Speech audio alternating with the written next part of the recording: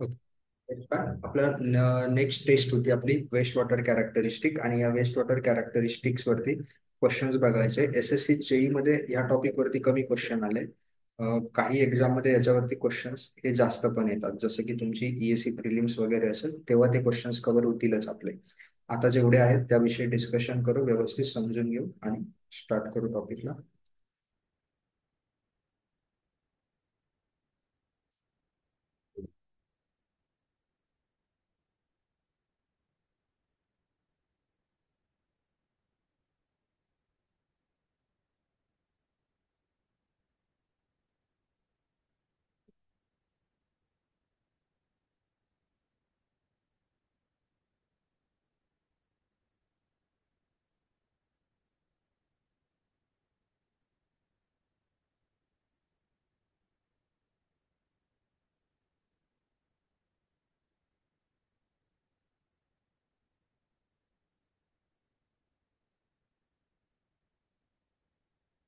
The ratio of question आहे, the ratio of 5 day BOD to ultimate BOD is about.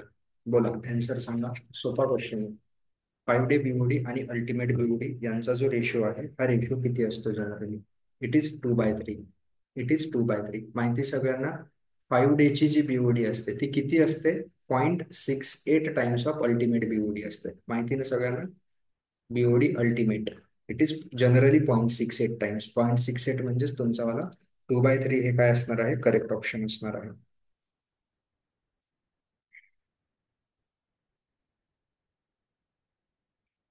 यामध्ये तुम्हाला माहिती असेल की बीओडी आपण 5 दिवसांची जी जनरल बीओडीची व्हॅल्यू कन्सिडर करतो, की किती बीओडी आहे, ती बीओडीची व्हॅल्यू कोणती कन्सिडर करतो?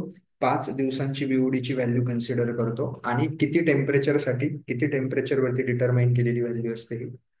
टेम्परेचर सांगा. 5 डे बीओडी स्टँडर्ड बीओडीची व्हॅल्यू किती? टेम्परेचर 20 डिग्री सेल्सिअस वरती जी व्हॅल्यू आपण सांगत असतो ती असते तुमची 5 डे बीओडी 20 डिग्री सेल्सिअस. ही असते तुमची वाली BOD ultimate. Sorry, 5 day BOD असते तुमची 2/3 ऑफ द बीओडी अल्टिमेट. त्यानंतर सेकंड क्वेश्चन बघायचा आहे. Harmful bacteria. हार्मफुल बॅक्टेरिया काय आहे तुमचा वाला? Harmful bacteria present in a sewage may be. Sewage मध्ये प्रेझेंट असलेला हार्मफुल बॅक्टेरिया. आता हा जो क्वेश्चन आहे ना, हा क्वेश्चन कसा आहे माहितीये? अनालिसिसचा क्वेश्चन आहे.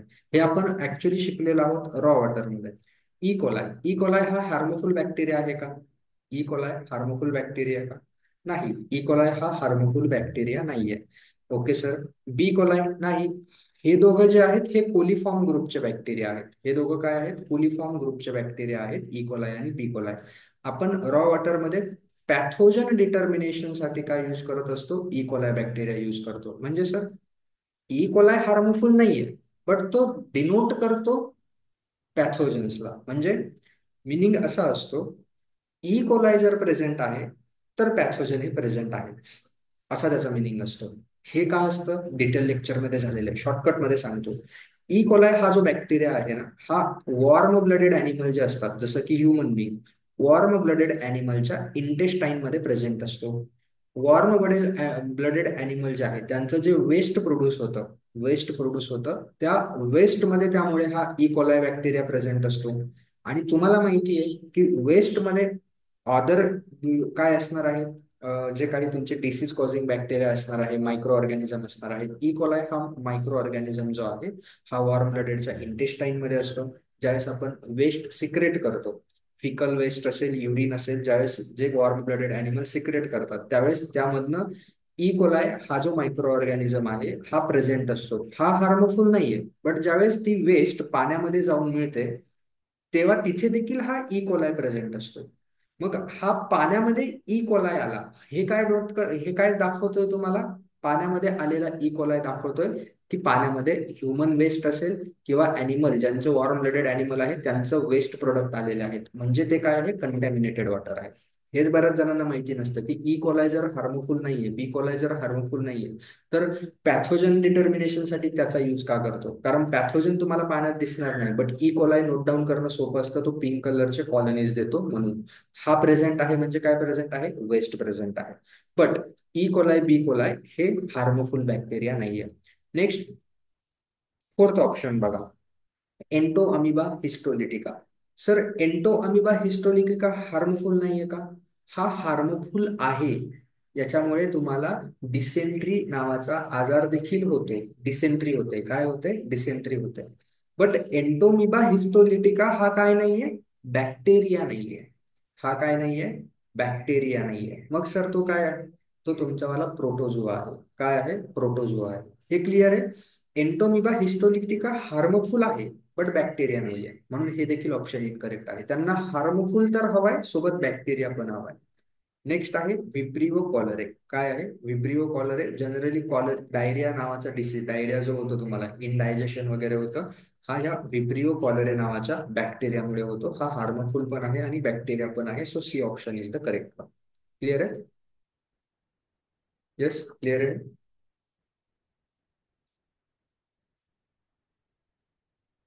Okay, very good. Next question बघा मग. Third question. Imhoff cone is use to determine. चला, आहे हे नोट्स मध्ये प्रेझेंट आहे. काय आन्सर आहे? इमॉफकोन कशासाठी यूज केला जातो? इमॉफकोन जो आहे, हा इमॉफकोन सेटलेबल सॉलिडच्या डिटर्मिनेशन साठी यूज केला जातो. आता सॉलिड जे असतात जनरली वेस्टमध्ये, वेस्ट जी जनरेट होते यामध्ये सॉलिड असतात, तुमचे डिझॉल्ड सॉलिड्स असतात. त्यानंतर तुमचे त्यामध्ये सस्पेंडेड सॉलिड्स असतात. सस्पेंडेड सॉलिड असतात आणि एक तुमचे सेटलेबल सॉलिड्स असतात. कोणते सॉलिड्स असतात? सेटलेबल सॉलिड्स. कशामध्ये? तुमच्या सिवेजमध्ये. डिझॉल्ड सॉलिड 50% असतात, सस्पेंडेड सॉलिड हे 25% आणि सेटलेबल सॉलिड हे 25%. डिझॉल्व तर माहिती आहे सगळ्यांना, जे पाण्यामध्ये विरघळतात. सस्पेंडेड म्हणजे जे सस्पेंडेड फॉर्म मध्ये असणार आहे. सर, सेटलेबल म्हणजे काय? सेटलेबल सॉलिड कुणाला म्हणायचं? इमॉफ कोन जनरली अशी त्याची डायग्राम असणार आहे. इमॉफ कोनची डायग्राम तुम्हाला माहिती आहे, अशी कोन शेप्ड असतो तो. सस्पेंडेड म्हणजे कोणते? जे कायम सस्पेंडेड मध्येच असतील. सेटलेबल कोण? ते आहेत सस्पेंडेड फॉर्म मध्ये, बट थोड्या वेळाने ते सेटल होऊ शकतात, त्यांना म्हणायचं सेटलेबल. मग स्टँडर्ड ड्युरेशन काय आहे सांगता येईल कोणाला? इमॉफ कोन मध्ये 2 आवर्स मध्ये ज्यावेळेस आपण एखादं सोल्युशन ठेवू, त्या 2 आवर मध्ये बॉटमला जेवढे काही सॉलिड सेटल होतील, जेवढे काही सॉलिड सेटल होतील, यांना म्हणतो आपण सेटलेबल सॉलिड्स. इमॉफ कोन मध्ये जर एखादं सस्पेन्शन तुम्ही 2 तासांसाठी ठेवलं, 2 तासांनंतर बॉटमला जे सॉलिड सेटल होतात त्यांना सेटलेबल सॉलिड्स म्हणतात. डिझॉल्व सॉलिड्स विरघळलेले, सस्पेंडेड सॉलिड सस्पेंडेड फॉर्म मध्ये असणारे, आणि टोटल सॉलिड जे आहेत हे टोटल सॉलिड कसे असतात तुमच्यामध्ये? याच्या फॉर्म. हे टोटल झाले. डिझॉल्व, सस्पेंडेड आणि सेटलेबल तिघांची ऍडिशन म्हणजे टोटल सॉलिड्स असतात. Next. The pH value of the fresh sewage is usually. Fresh sewage जी असते हिची कोणती व्हॅल्यू विचारली आहे त्यांनी? पीएच व्हॅल्यू विचारली आहे. हे पण नोट्स मध्ये तुम्हाला मिळून जाईल. फ्रेश सिवेज जी असते, ह्या फ्रेश सिवेजचं नेचर नोट्स मध्ये लिहिलेलं आहे. काय असतं नेचर? फ्रेश सिवेजचं नेचर काय असतं?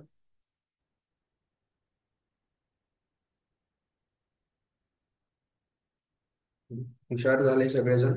फ्रेश सिवेज जी असते ती अल्कलाईन असते. फ्रेश सिवेज काय असते? अल्कलाईन असते.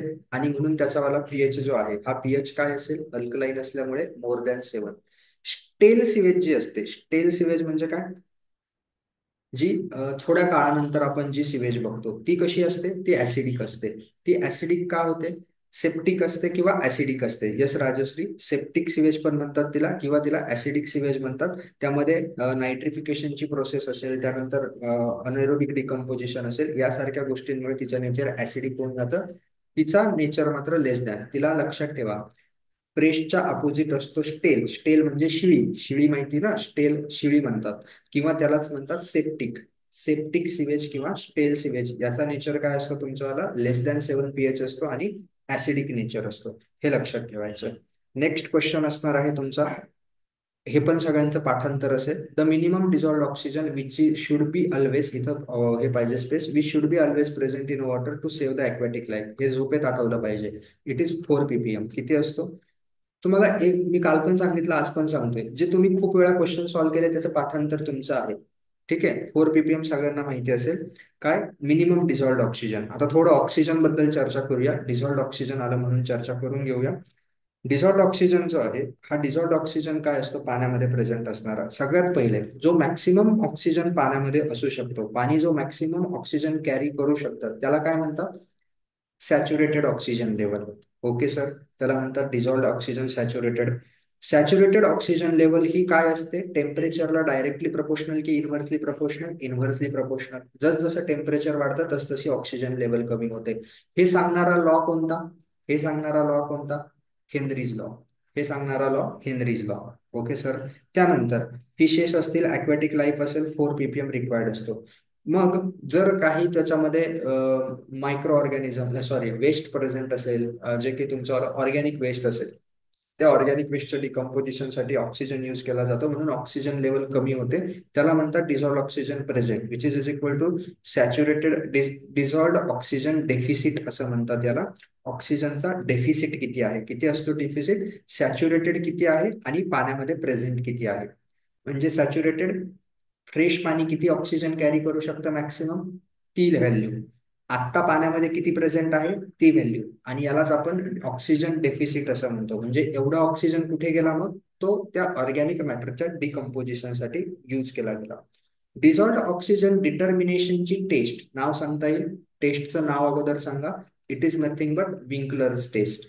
It is nothing but Winkler's test. याचं टायट्रंट काय असतं, विंकलर्स टेस्टसाठी डिझॉल्ड ऑक्सिजन डिटर्मिनेशन साठीचं जे टेस्ट आहे त्याचं टायट्रंट तुमचं असणार आहे सोडियम थायोसल्फेट Na2S2O4. त्याचं वालं इंडिकेटर काय असतं, डिझॉल्ड ऑक्सिजनच्या टेस्टचं इंडिकेटर काय असतं सर, स्टार्च इंडिकेटर. ओके. जर पाण्यामध्ये strong reducing oxidising agents present असतील तर काय यूज केलं जातं, मॉडिफाईड विंकलर्स टेस्ट. आठवते, जर अगोदरच तुमचेवाले स्ट्रॉंग रिड्युसिंग कंपाऊंड प्रेझेंट असतील तर ऑक्सिडायझिंग कंपाऊंड तुम्हाला यूज करावा लागतो, ते असते तुमची मॉडिफाईड विंकलर टेस्ट. हे माहिती असेल तुम्हाला. ठीक आहे. पेरस हा बस एवढं झालं. डिझॉल्ड ऑक्सिजनची चर्चा भरपूर झाली, याच्या व्यतिरिक्त जास्त काही नाही. ओके सर, नेक्स्ट क्वेश्चन बघूया. Pollution potential of domestic sewage generated in a town and its industrial sewage can be compared with reference to. बोला. एक्झाम्पलचं न्यूमेरिकलचं क्वेश्चनचं मिनिंग समजावून सांगतो.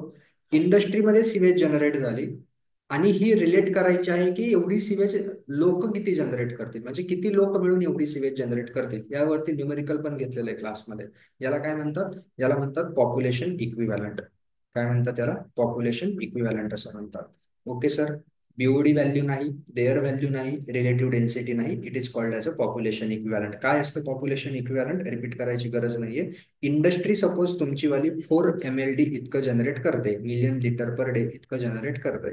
तर हे किती मिळून लोक जनरेट करतील. सपोज एक व्यक्ती दिवसाला 200 मिलीग्राम एवढं जनरेट करतोय, आता आपण कॅल्क्युलेशन नाही करत आहे, बट ऑन अन ॲव्हरेज जर तुमचे 2000 लोक प्रेझेंट असतील तर हे 2000 लोक एवढी 4 mld इतकी काय प्रोड्यूस करतील, सिवेज जनरेट करतील. लक्ष देऊन ऐका, 2000 लोक ही 4 mld इतकी सिवेज जनरेट करतील. या 2000ला म्हणतात पॉप्युलेशन इक्विव्हॅलंट. या 2000ला काय म्हणतात, population equivalent. Next, the appropriate percentage. हे सुद्धा नोट्समध्ये ऍज इट इज आन्सर तुम्हाला मिळेल, असं नाहीये की या नोट्स याच्यावरनं तयार केल्या, आपल्या नोट्स खूप जुन्या आहेत. But appropriate percentage of water in a sewage, चला द्या आन्सर, नोट्समध्ये आहे म्हणून म्हणतोय. किती असतं, 19.99 नाहीये प्रसाद, इट्स 19.90. ओके. टेस्ट मध्ये काय आन्सर होतं, 19.90 होतं ना. हा क्वेश्चन महाडिस्कॉमला आला होता, बघा बरं. अरे हा महाडिस्कॉमचा पेपर मिळाला का, आला होता महाडिस्कॉमला, व्हेरी गुड. मी तुम्हाला सांगतोय ना, तुम्ही शेवटपर्यंत सोबत राहा. एसएससी जेई, ईएससी प्रिलिम आणि स्टेटचे पीवायपीज करा. तुमची एसएससी जेई पण निघेल, तुमच्या छोट्या छोट्या एक्झाम पण निघतील. महाडिस्कॉम कुणी कुणी दिला, संकेत तूच दिला का, अजून होते एक दोन जण जे महाडिस्कॉमला गेले होते. आरतीने पण दिला. कसा गेला पेपर, तुम्हाला चांगला गेला, टेक्निकल तर चांगलं गेलं, व्हेरी गुड. क्वेश्चन सांगा ना मग, क्वेश्चन आले होते सर आपल्या नोट्स मधले वगैरे वगैरे, बघू रिझल्ट आले होते. महाडिस्कॉमला हा क्वेश्चन होता का Sanket, the appropriate percentage of water in a sewage. याचा आन्सर आहे तुमच्यावाला. ओके. सेम क्वेश्चन आलेला होता, काही अडचण नाही, आणि नोट्समध्ये त्याचा आन्सर पण आहे, ऍज इट इज आहे. इट्स 19.90. काय, किती पाणी असतं सिवेज मध्ये, 19.90 इतकं पाणी असतं. याचं जर डिस्ट्रीब्युशन करून सांगायचं झालं तर 19.90 इतकं वॉटर असतं, 0.1% हे सॉलिड्स असतात. सॉलिड्स मध्ये डिझॉल्व सॉलिड 50%, सस्पेंडेड सॉलिड 25% आणि सेटलेबल सॉलिड 25%. जर 1000 kg सिवेज असेल, अजून एक्सप्लेन करून सांगतो. 1000 kg जर सिवेज असेल तर त्यामध्ये 0.45 kg सॉलिड असतात. हा पण क्वेश्चन येतो कधी कधी. 1000 kg सिवेज मध्ये 0.45 kg हे सॉलिड असतात. तर इग्नोर नाही करायचे असे क्वेश्चन, का येऊन गेला. नेक्स्ट क्वेश्चन आहे, what is the theoretical oxygen demand of the glucose solution of concentration 500 mg/L. 500 mg/L glucose solution आहे, याची थेरॉटिकल ऑक्सिजन डिमांड त्यांनी विचारली. काय विचारली आहे? Theoretical oxygen demand. येईल कॅल्क्युलेट करता? थेरॉटिकल ऑक्सिजन डिमांड काय असते? कशावरनं डिटरमाइन करतो आपण? ती इक्वेशन वरनं डिटरमाइन करतो. सॉल्व्ह करून दाखवू की तुम्ही कराल? होमवर्क मध्ये करून दाखवतो, जाऊ द्या. चला कसं सॉल्व्ह करायचं ते सांगतो. पाठच ठेवा ही गोष्ट. 66H12O6 हे आहे तुमचं ग्लुकोज, आणि ग्लुकोजला रिक्वायर्ड असतात 6 mole of oxygen. It gives you 6 moles of carbon dioxide plus 6 moles of water. He reaction पाठ पाहिजे. ग्लुकोजचं मॉलिक्युलर वेट प्रत्येकाचं पाठ पाहिजे. काय असतं ग्लुकोजचं मॉलिक्युलर वेट? ते असतं 180 ग्राम. कार्बनचं किती असतं? 12. 12 × 6 अधिक 12 अधिक 6 × ऑक्सिजनचं 16. म्हणजे असं पद्धतीने ग्लुकोजचं मॉलिक्युलर वेट असणार आहे 180 ग्राम. त्यानंतर या 180 ग्रामला रिॲक्ट होण्यासाठी किती ऑक्सिजन लागतो? तर तुम्हाला 6O2. 6O2 म्हणजे काय? 192 ग्राम. हे माहिती ना कसं कॅल्क्युलेट करतात? 6 गुणिले हे 2 मोल ऑफ ऑक्सिजन आणि एका मोलचं weight 16. 16 × 2 = 32. 32 × 6 will give you 192 gram. 180 gram ग्लुकोजला 192 ग्राम ऑक्सिजन लागतो. हे तुमचं पाठांतर पाहिजे कायमस्वरूपी. मागच्या क्वेश्चन मध्ये काय विचारलंय त्यांनी? ग्लुकोज दिलेला आहे किती? 500 mg/L. ग्लुकोज जर 500 mg/L दिलाय, काय करायचं मग? हाऊ मच रिक्वायर्ड असेल 500 mg ला? बघा, 180 ग्रामला 192 ग्राम रिक्वायर्ड असतं. एका ग्रामला रिक्वायर्ड किती असेल? एका ग्रामला 192/180 केलं. हे क्लिअर आहे प्रत्येकाला? हे रिक्वायर्ड आहे एका ग्रामला. अरे बोलत चला. क्लिअर आहे? 192/180 केलं म्हणजे हे एका ग्रामला एवढं तुमच्यावाला ऑक्सिजन रिक्वायर्ड लागणार आहे. 180 ग्राम ग्लुकोजला 192 ग्राम ऑक्सिजन रिक्वायर्ड असतो. तर 1 ग्राम ऑक्सिजन ग्लुकोजला किती असेल? 192/180 गुणिले आपल्याला कितीसाठी काढायचं आहे? 500 mg/L साठी कॅल्क्युलेट करायचं आहे. गुणिले 500 केलं, काय आन्सर येतं? हे कॅल्क्युलेट करा आणि आन्सर सांगा.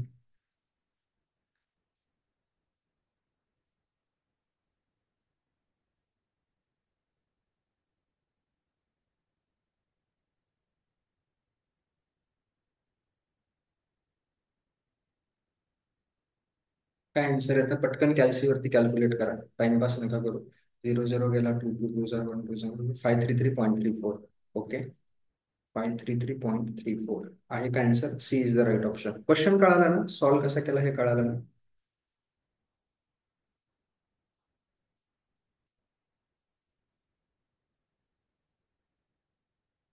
ओके. याचं थोडं डिस्कशन करूया आपण. कशाचं डिस्कशन करूया? ऑक्सिजन डिमांडचं, थेरॉटिकल ऑक्सिजन डिमांडचं डिस्कशन करूया. Oxygen demand. ऑक्सिजन कशा कशासाठी रिक्वायर्ड असतो तुमचावाला? ऑक्सिजन रिक्वायर्ड असतो तुमचावाला डिकम्पोजिशन होण्यासाठी, ऑर्गॅनिक मॅटरचं. ऑर्गॅनिक मॅटर हा दोन प्रकारचा असतो. एक असतो बायोडिग्रेडेबल ऑर्गॅनिक मॅटर, एक असतो नॉन बायोडिग्रेडेबल ऑर्गॅनिक मॅटर. एक असतो बायोडिग्रेडेबल ऑर्गॅनिक मॅटर, एक असतो नॉन बायोडिग्रेडेबल ऑर्गॅनिक मॅटर.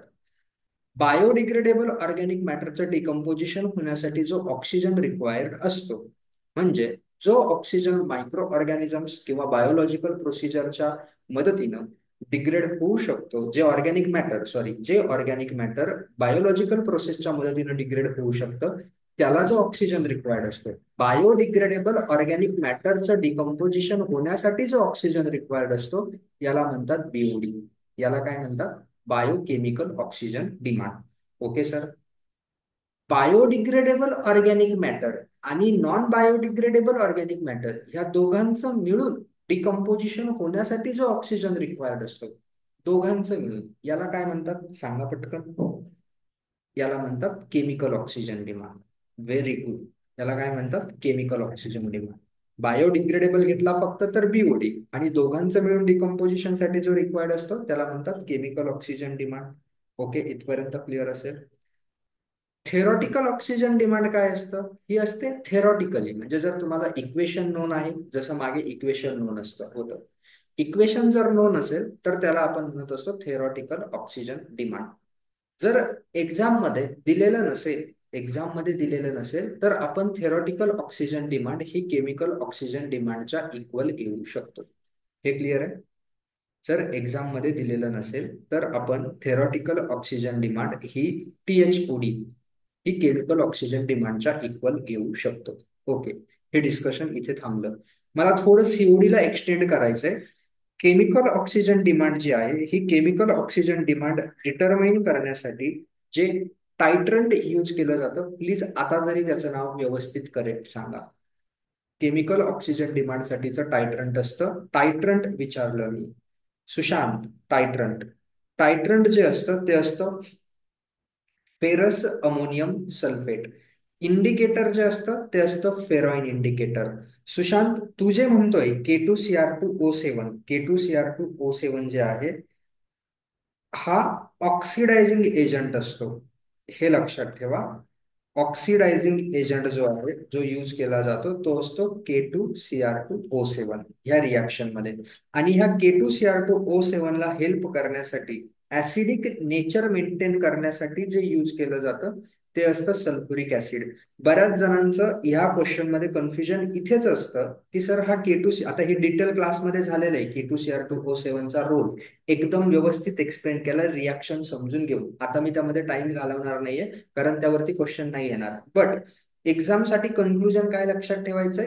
टायट्रंट असतं फेरस अमोनियम सल्फेट, इंडिकेटर असतं फेरॉइन इंडिकेटर, आणि ऑक्सिडायझिंग एजंट जर कुणी विचारला की केमिकल ऑक्सिजन डिमांड मध्ये यूज केला जाणारा ऑक्सिडायझिंग एजंट कोणता आहे, तर तो आहे पोटॅशियम डायक्रोमेट K2Cr2O7 आणि H2SO4, जो ऍसिडिक मीडियम. असं पण विचारतात की ऍसिडिक नेचर मेंटेन ठेवण्यासाठी काय ऍड केलं जातं, तर H2SO4 सल्फ्युरिक ऍसिड हे ऍड केलं जातं.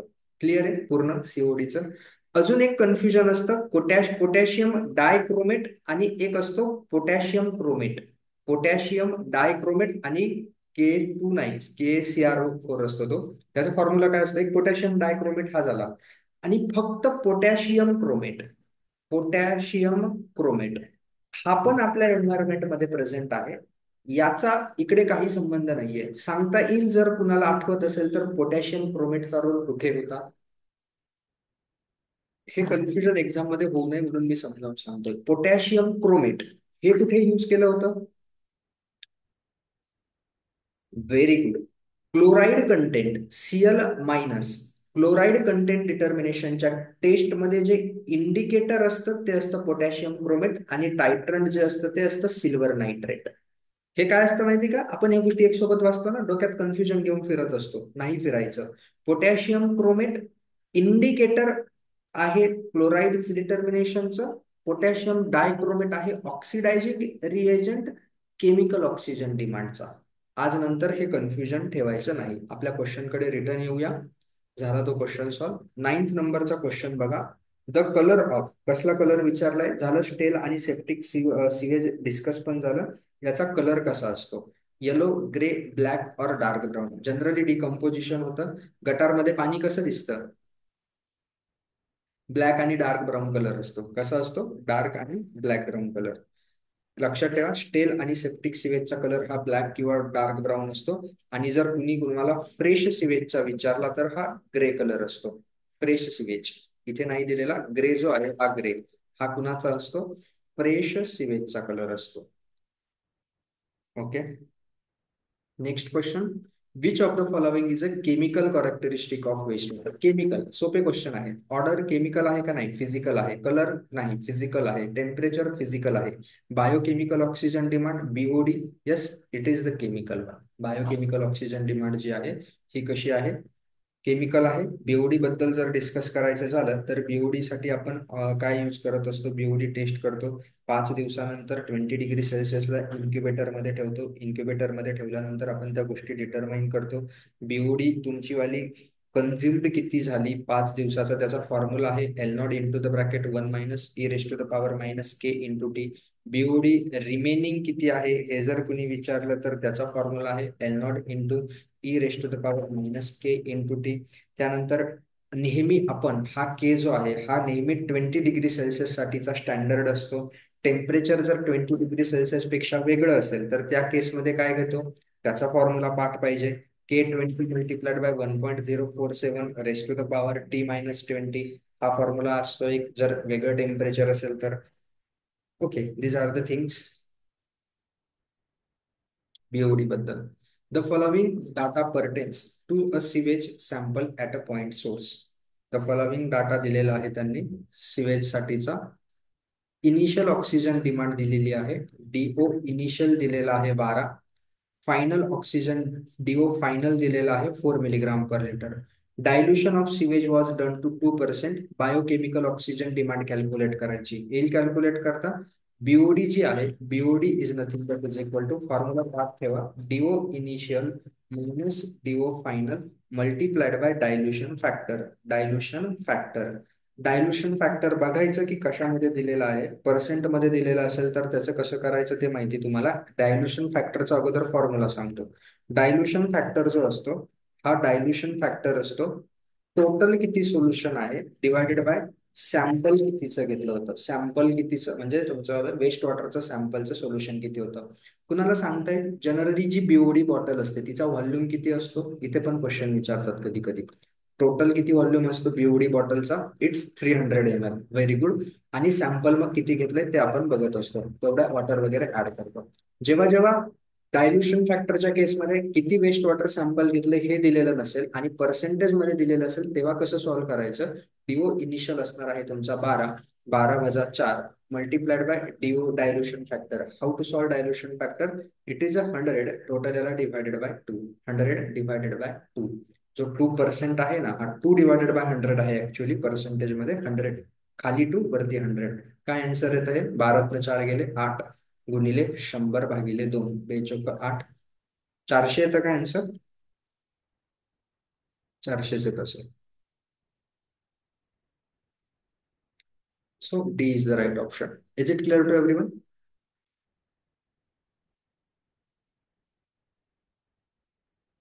समजलं प्रत्येकाला. अंडरस्टूड. Very good.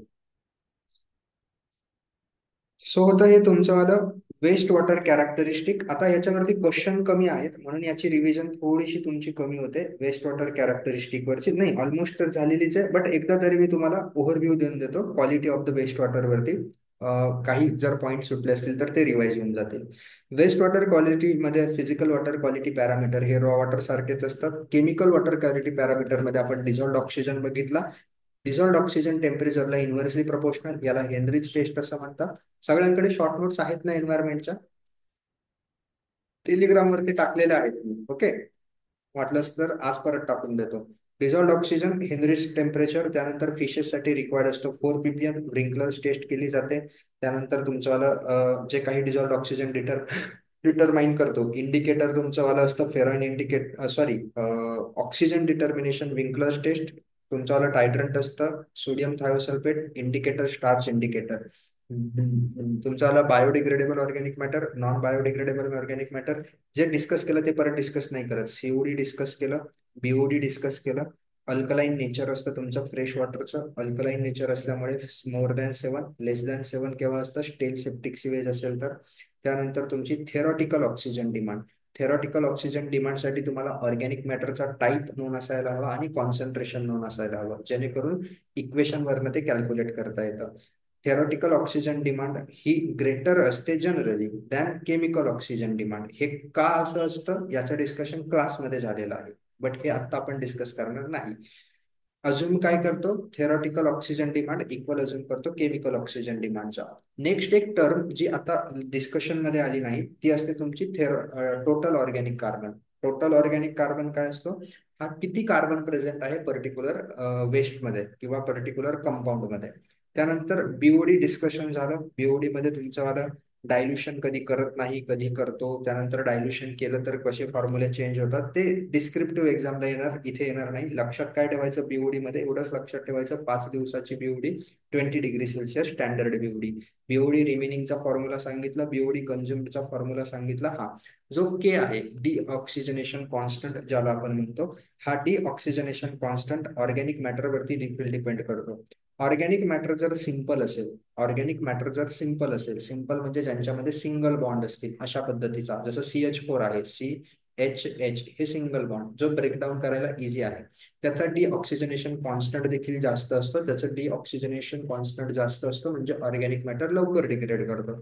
जर कॉम्प्लेक्स ऑर्गॅनिक मॅटर असेल, म्हणजे ज्यांच्यामध्ये असे ट्रिपल बॉन्ड असतात, हे तुम्ही बघितलं आहे 12वीला केमिस्ट्रीमध्ये, हे ट्रिपल बॉन्ड वाले जे असतात ते ब्रेकडाऊन करायला डिफिकल्ट असतात, म्हणून त्यांचा डिऑक्सिजनेशन कॉन्स्टंटची व्हॅल्यू देखील कमी असते. ही डिऑक्सिजनेशन कॉन्स्टंटची व्हॅल्यू जी आहे, ही टेम्परेचर इन्क्रीज झालं की इन्क्रीज होते, पटकन डिग्रेडेशन होतं, टेम्परेचर डिक्रीज झालं की कमी होते, टेम्परेचरवरती ती डिपेंडंट आहे.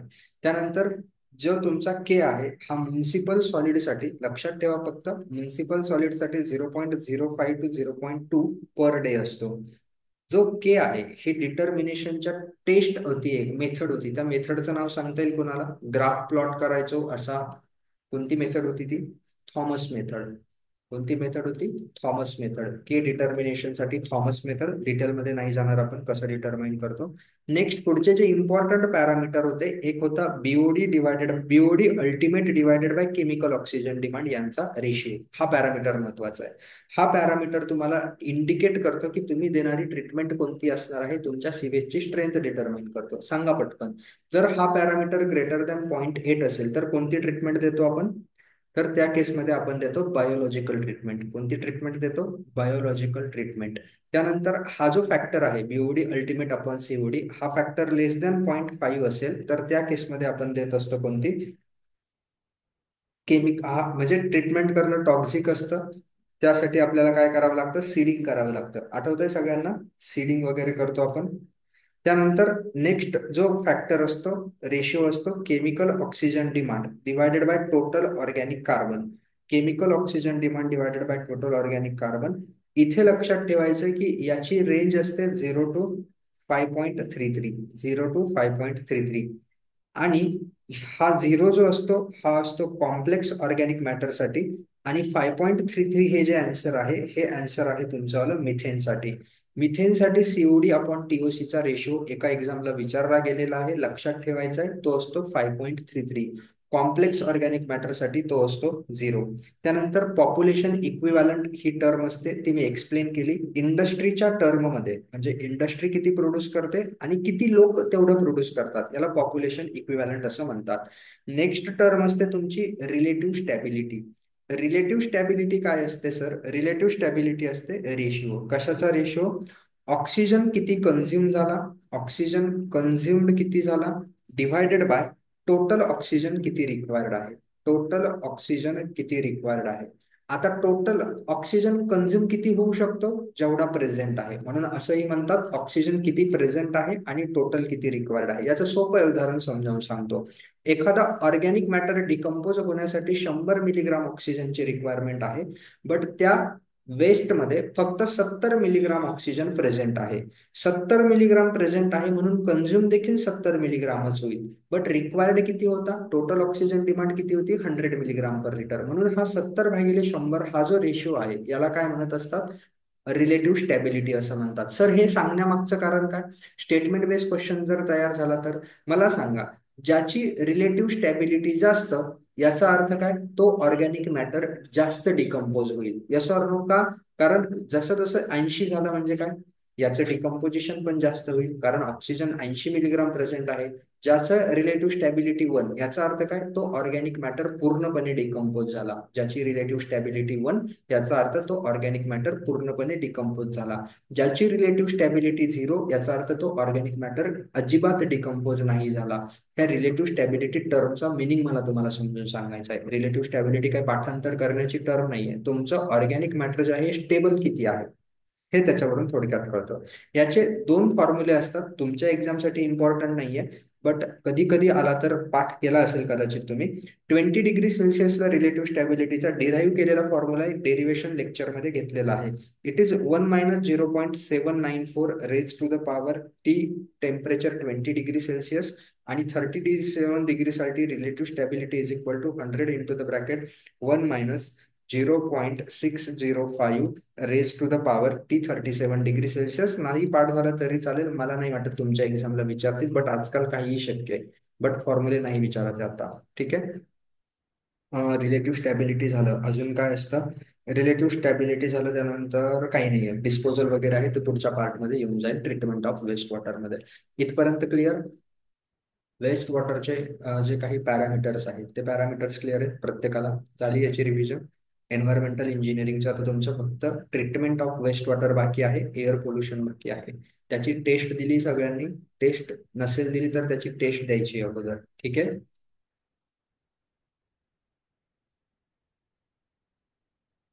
वेस्ट वॉटरची. ओके. उद्या टेस्ट द्यायची आहे त्याचं.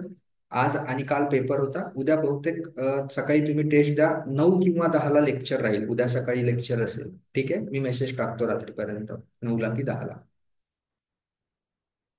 कारण काही जण आहेत ज्यांची अजून ती टेस्ट द्यायची बाकी आहे, म्हणून तुम्हाला सांगतोय सकाळी लवकर उठा, 7-8 वाजेपर्यंत रिवाइज करा, त्याची टेस्ट देऊन टाका, आपण त्याची रिव्हिजन करून घेऊ. हम्म? सकाळीच घेतो. येस, मला माहिती बऱ्याच जणांची त्याची टेस्ट द्यायची बाकी. टेस्ट दिल्याने होईल काय माहिती का?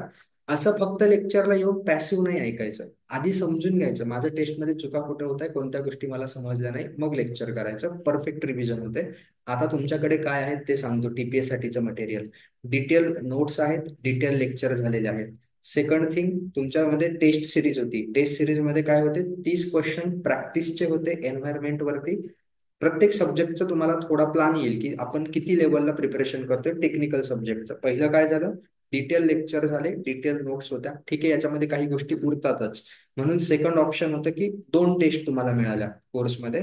30 क्वेश्चन हे प्रॅक्टिस क्वेश्चन होते, आणि उरलेले क्वेश्चन मागच्या 2 वर्षामध्ये येऊन गेलेले जेईचे सगळे क्वेश्चन जे all in one test series म्हणून आहेत त्याच्यामध्ये होते. तिसरं आता तुमचं चालू झालेलं आहे काय? Concept through question. याच्यामध्ये तुमचे एसएससी जेईचे, आता टीपीए पर्यंत ईएससी प्रिलिम्स आपण घेणार नाहीये, म्हणजे घेणार आहे, बट आधी आपण सगळ्या सब्जेक्टचे एसएससी जेई कव्हर करून घेणारे 5 सब्जेक्टचे जे टीपीएल आहेत. नंतर वेळ मिळाला तर आपण ईएससी स्टार्ट करणार आहे. कारण असं नको व्हायला आपण एकच सब्जेक्ट टीपीए पर्यंत करत राहू. उद्या एन्व्हायरमेंट संपून जाईल, आपण हायवेला स्टार्ट करणार आहे एसएससी जेईला.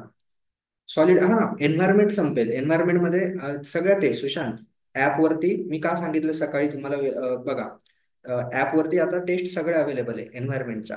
तुमची आता उरलं काय आहे? वेस्ट वॉटरची ट्रीटमेंट, त्यानंतर solid waste management, air pollution आणि नॉईज पोल्युशन, हे टॉपिक उरले.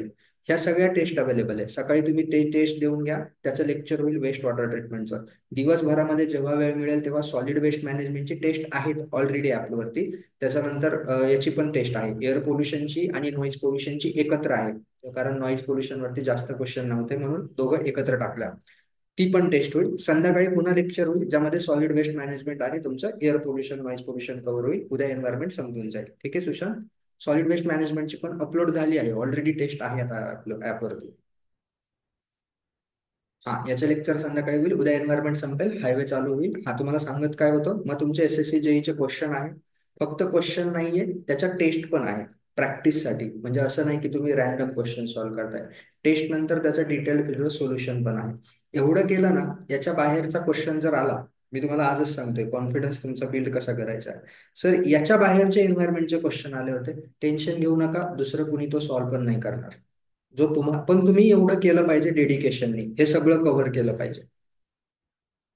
याच्या बाहेरचा क्वेश्चन आला, दुसरं कोणी सॉल्व्ह पण नाही करणार, तुम्ही तिथे जिंकणार आहे. हा, तुक्का लागला तर ठीक आहे, बट असं नाही होणार की तो सॉल्व्ह करतोय सर मला हा क्वेश्चन जमला नाही, याच्यामध्ये बाहेर क्वेश्चन जाणार नाही, असं म्हणत नाही, जाणारच नाही. गेला तरी दुसरं कोणी सॉल्व्ह करणार नाही.